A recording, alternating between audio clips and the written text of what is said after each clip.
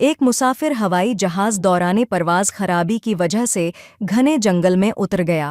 جنگل کے بادشاہ نے اپنی ملکہ شیرنی سے کہا، جہاز میں لوگ زندہ ہیں، یہی لوگ لکڑی حاصل کرنے کی خاطر ہمارے جنگل کو ختم کر رہے ہیں، ان لوگوں کو ختم کر دینا چاہیے۔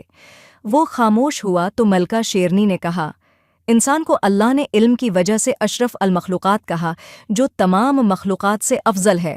انسان کو دنیا میں بھیج کر جانوروں کو اس کی خدمت پر مامور کر دیا۔ شیر بولا، انسان بہت بے عقل ہے، ہمیں مار دیتا ہے یا قید کر لیتا ہے، ایسے علم کا کیا فائدہ جو وہ لکڑی کی لالچ میں ہمارے جنگل کو بھی ختم کر رہا ہے، جس سے ہمارے ساتھ ساتھ اس کا اپنا بھی نقصان ہو رہا ہے۔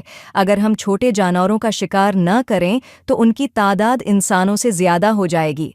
اس کے علاوہ جنگلات نہ ہونے سے ماحول میں آکسیجن کم ہو رہی ہے۔ شیرنی ملکہ نے کہا، تم ناشکری کر رہے ہو، انسان ناشکرا ہو سکتا ہے، ہمیں ایسا نہیں ہونا چاہیے۔